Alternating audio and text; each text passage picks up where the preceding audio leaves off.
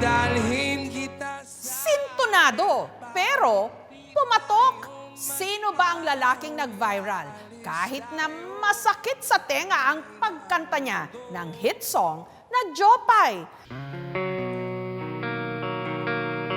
Kanta itong sumikat noon pang 2005. Pero makalipas ang 18 taon, naging pambansang theme song ng mga may what if sa buhay nila ngayon. Jopay, kamusta ka na?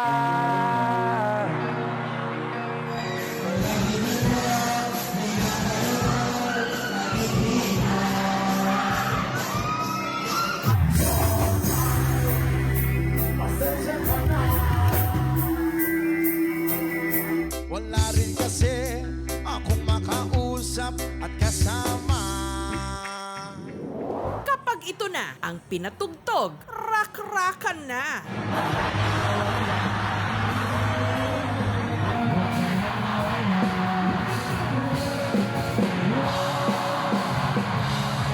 Ang kantang Jopay ng bandang Mayonnaise. Dadalhin kita sa aming bahay. Di tayo mag-aaway. Aalis tayo sa tunay na mundo.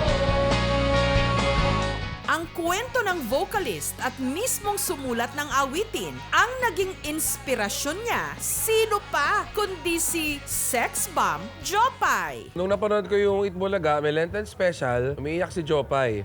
Maniwala ka sa akin, hindi ko sinasadya yun. Sabi ko lang, uy, astig, di ba sumasayaw lang to? Ba't umiiyak? Ba't umaarte? Eh si Jopay, yung pangalan niya kasi parang pang Pilipinas lang eh. Wala namang Jopay sa ibang bansa dito lang. Parang naisip ko lang, sabi ko, gawa ako ng kanta na love song for a celebrity. Jopay, kamusta ka na? Lagi kitang pinapanood, nakikita. At nung natapos raw ni Monty ang kanta, personal pa niya itong ipinaalam at ipinaabot ang kopya nito kay Jopay. Nanood kami palagi sa Broadway Centrum. Kaso lagi busy, wala. Hanggang sa isang beses, nanood kami ng parang concert nila. After the meet and greet, inabot ko yung demo. Di ba pag may crush ka, gusto kang bigyan ng rosas, gusto mo lang umabot sa kanya. That's it. Makalipas ang 2 taon, saka pa lang nila na isa publiko ang kanta. Hanggang sa ito'y nagmarka. Every one of you, kumakanta ng Jopay. Kaya mo?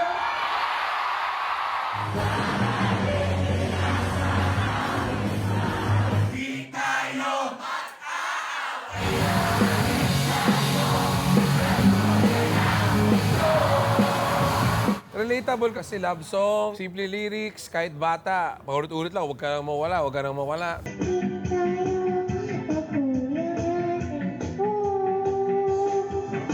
Madali ma-LSS kasi very simple yung arrangement.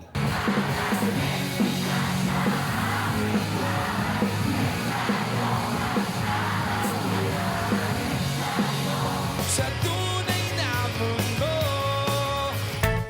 Pero matagal-tagal na rin hindi natin napapanood ang sex bomb dancer sa TV. Kamusta na kaya ngayon si Jopay Pagya?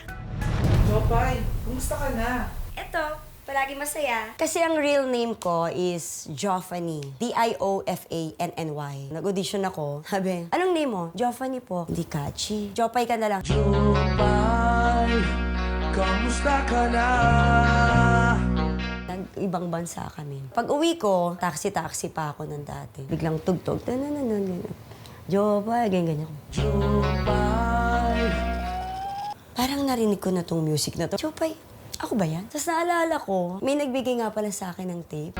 Lagi kitang pinapanood, nakikita.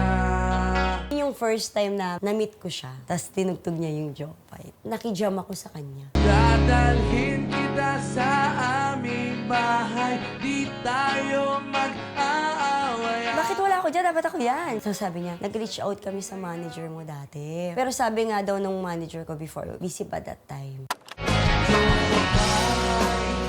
Kamusta na ba? Ayon sa lyrics ng kanta, Hindi ka ba lagi kang masaya? Pero kung si Jopay ang tatanungin, marami rin siyang naging mga dagok sa buhay. Yung first baby ko, excited ako. Tapos hindi ko alam, nabuntis pala ako. Tapos hindi ko alam, maselan ako. Kinabukasan, dinugo. Yung sinabi sa akin, wala nang heartbeat. Ngayon, si Jopay at ang kanyang mister na dancer na si Joshua Zamora, meron ng mga anak. For me, sobrang binuo nila ako. Monty, congratulations. Until now, yung music na Jopay na ginawa mo para sa akin, kinagat talaga ng masa.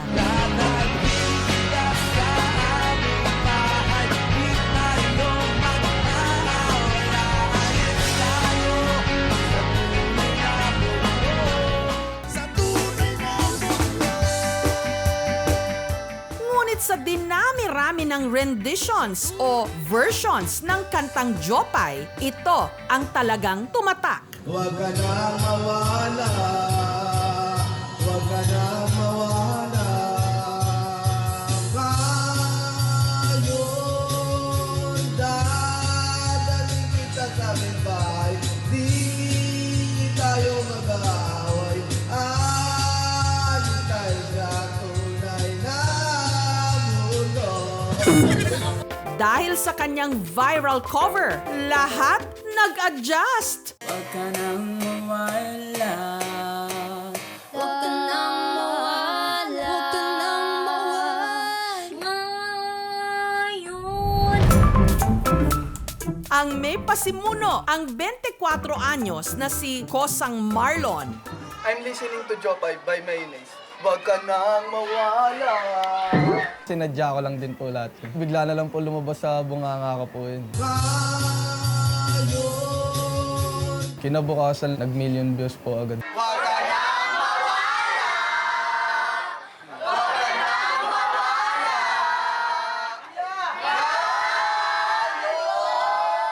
Pag naglalakad po, may kumakanta na, "Uy, si Jopay, oh, huwag ka nang mawa." Ginaganan po nila ako. May mga kumukuha na rin po sa akin na mga barbar. Huwag ka nang mawala.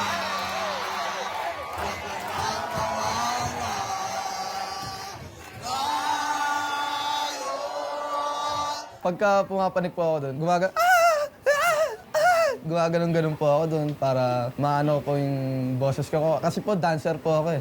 Huwag ka nang mawala, huwag ka nang mawala.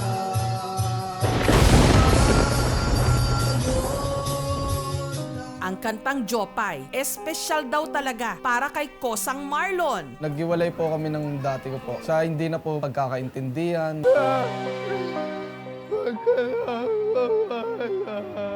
Tumagal din po kami ng 1 taon. Masakit din po kasi sa akin yun.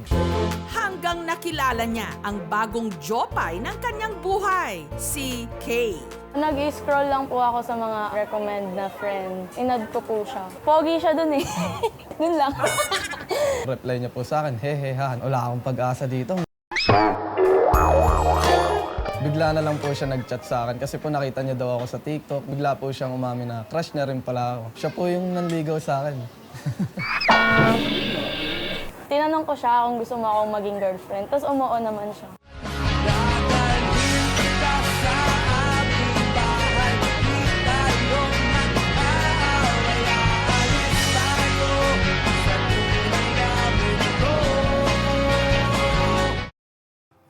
Oh, ba't tumigil? Tuloy lang ang rakrakan. Dadalhin kita sa aming bahay. Di tayo mag-aaway. Aalis tayo sa tunay na mundo. Sa tunay na mundo.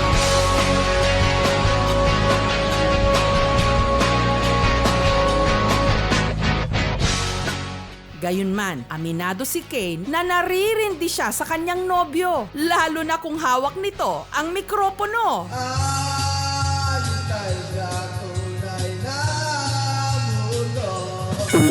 Sa mismong tenga ko na siya kinakanta. Kaya nanggigil din ako nung sa video.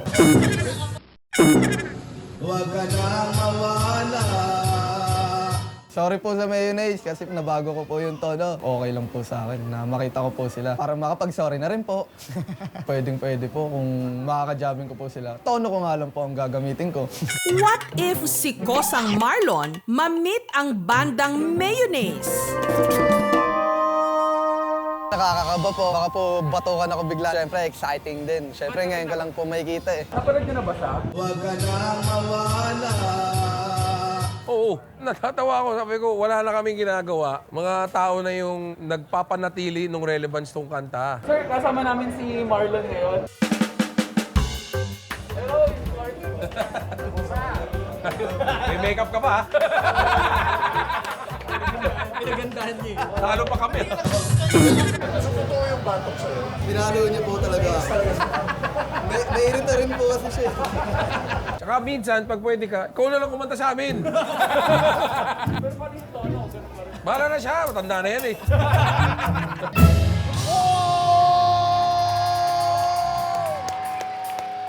Ang galing!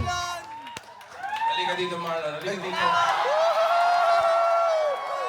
Hindi namin pwede tugtugin yung Jopay na hindi mo muna patugtog yung sample mo.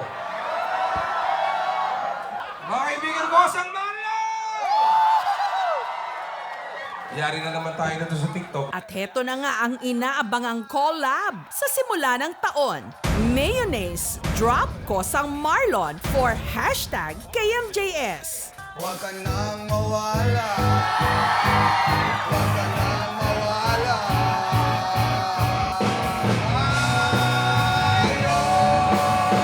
Dadalhin kita sa bitawan. Di tayo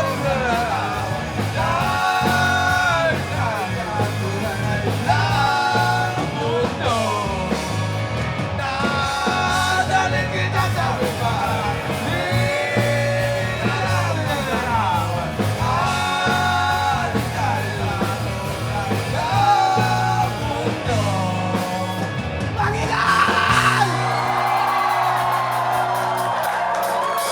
Hindi mo ba kami nag-adjust? Maraming salamat po. Maraming salamat po. Gusto niyo ba ng acapella? Sabay-sabay tayo ng 1, 2, 3. Huwag ka nang mawala. Huwag ka nang mawala. Ngayon, dadalhin kita sa aming bahay. Di tayo mag-aaway. Alis tayo sa tunay na mundo. Baka may pumalo. Maraming salamat po! Maraming salamat po! Tuwan-tuwa po ako sa naranasan ko ngayon kasi po nakasama ko po talaga sila sa stage. Talagang nagpapasalamat po talaga ako. Ikaw, ano ang greatest what if mo sa buhay? What if kung tinuloy ko yung course ko na magpulis? What if kung gumanda yung boses ko? Ay! What if kung hindi nag-pandemic? Sikat ba kami pa rin? As long as buhay ka, may pag-aasa lagi na maging uso ka bigla. Dadalhin kita sa aming bahay. Di tayo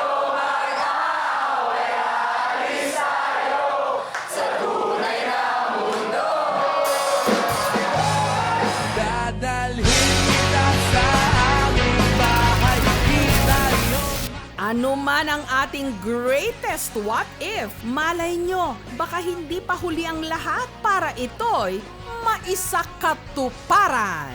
aalis tayo sa tunay na mundo. Sa tunay na mundo. Thank you so much mga kapuso. Kung nagustuhan niyo po ang videong ito, subscribe na sa GMA Public Affairs YouTube channel. Don't forget to hit the bell button for our latest updates.